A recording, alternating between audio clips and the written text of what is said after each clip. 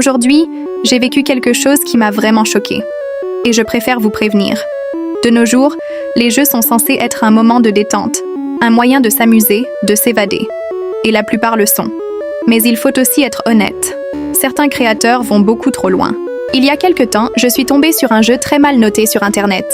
Les avis disaient que c'était bizarre, dérangeant, mais sans trop expliquer. Et moi, par curiosité, j'ai voulu voir par moi-même. Oui, ça m'apprendra. En le téléchargeant, j'ai vu un avertissement plus 18.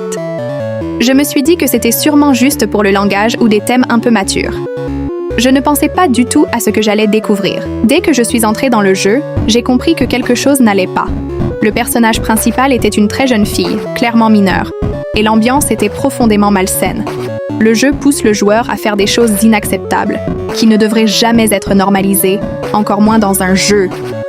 Franchement, je me suis demandé quel genre de personne peut créer ce type de contenu, et pourquoi. Je ne vais pas donner le nom du jeu, parce que je ne veux pas que vous fassiez la même erreur que moi. Mais sachez juste qu'il contient des choses vraiment inappropriées et dérangeantes. Ce genre de contenu n'est pas du divertissement. C'est dérangeant, et ça peut vraiment marquer. Si vous voyez un jeu suspect, avec des avis négatifs ou des avertissements, prenez-les au sérieux. La curiosité peut parfois nous amener à des choses qu'on regrette. Prenez soin de vous et faites attention à ce que vous consommez en ligne.